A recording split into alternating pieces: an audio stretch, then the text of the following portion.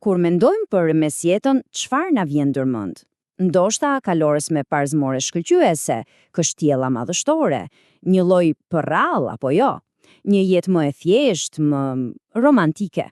Por a ishte vërtet kështu? Le t'i hedhim një sy më nga afër. Ah, kohët e vjetra të mira. Sa herë kemi dëgjuar këtë fjali? Është ajo ndjenja nostalgjike për një të kaluar që na duket më e pastër, më e thjeshtë.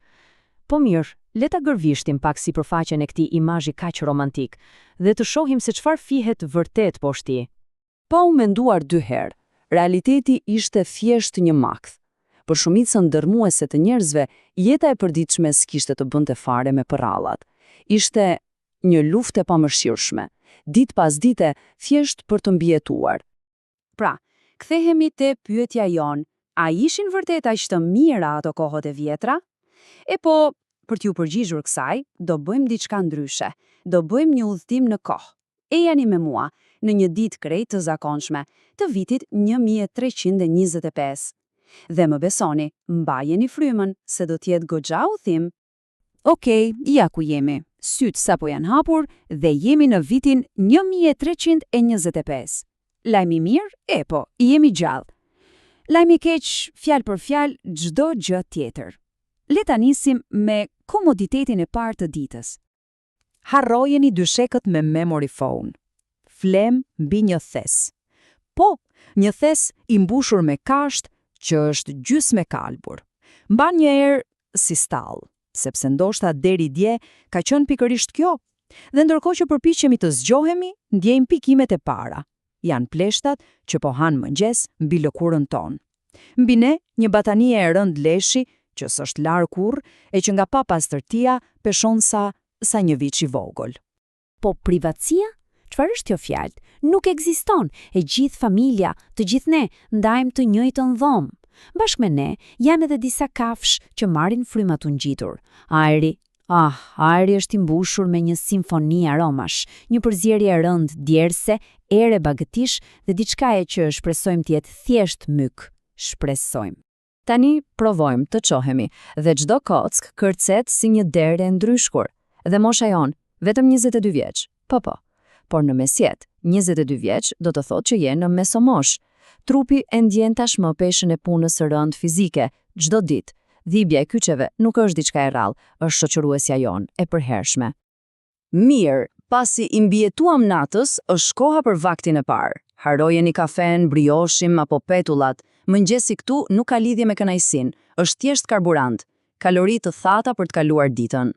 Në menu kemi pottage.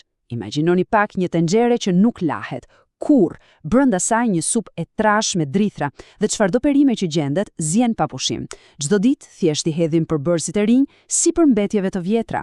Pra, nuk është tamam një recetë, është më shumë një eksperiment ushqimor i pafund. Po buka.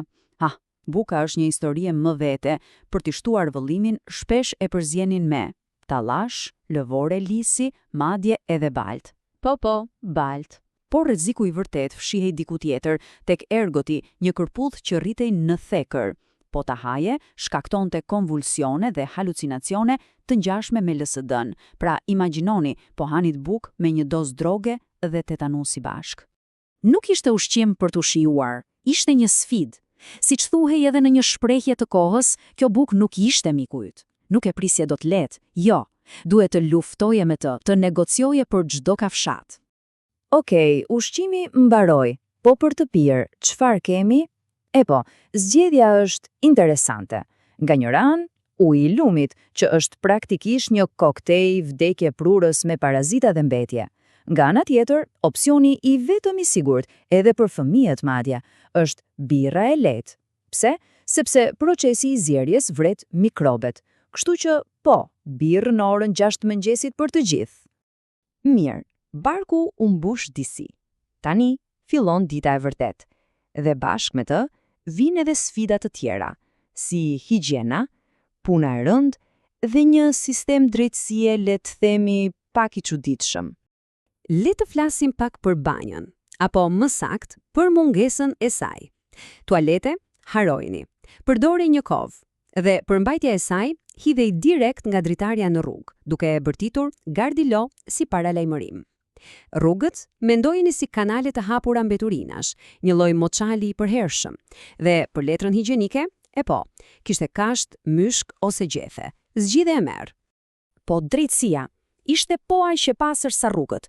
Nëse dikush akuzoi për diçka, mund t'i nënshtrojë gjyqit me sprovë. Për shembull, duhet të nxjerrë një gur nga një tenxhere me ujë të valuar. Nëse pas 3 ditësh plaga infektohej, ishe fajtor, nëse jo, i pafajshëm. Ose hidheshin në lum, mbyteshe i pafajshëm, por i vdekur, notoje fajtor, sepse u i shenjtë të refuzoi. Praktikisht ishe i dënuar sido që të shkonte puna. Dhe ndëshkimet ishin të tmerrshme, krejtësisht disproporcionale. Vidhje një copë bukë mund të humbisje dorën. Për gratë që sipas tyre flisnin shumë, ekzistonte një instrument torture i quajtur Skull's Bridle, një lloj maske metalike që të mbyllte gojën me dhunë, e tmerrshme. Por prit, se ka edhe më keq. Çfarë ndodhte nëse sëmureshe? Këtu gjërat bëhen vërtet të frikshme. Mirë se vini në botën e mjekësisë mesjetare, ku besytnia ishte mbretëresh. Gjithçka bazohej tek teoria e 4 humoreve. Kishe ethe? Problemi? Ke shumë gjak. Zgjidhja? Berber kirurgu të lëshonte gjak derisa të humbisje ndjejat. Ishe i trishtuar?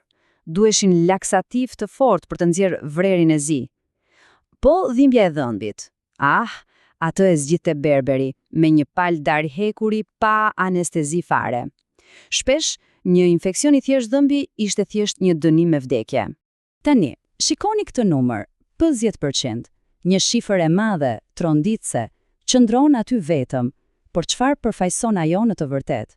Kjo është përqindja e fëmijëve që vdisnin para se të mbushnin 5 vjeç. Gjysma, imagjinoni pak dhimbjen. Gjysma e të gjithë fëmijëve nuk arrinin të mbijetonin, kryesisht nga kequshqyrja apo nga sëmundje që sot i kuroj me një antibiotik të thjeshtë. Ky citim e përmbledh gjithçka në mënyrë perfekte. Të arrijej moshën 40 vjeçare ishte si të ishe një person i famshëm.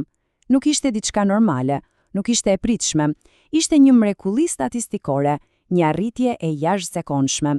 Tregonte se kishe një fat dhe një qëndrueshmëri të pabesueshme. Dhe ja, kështu po mbyllet dita jonë në vitin 1325.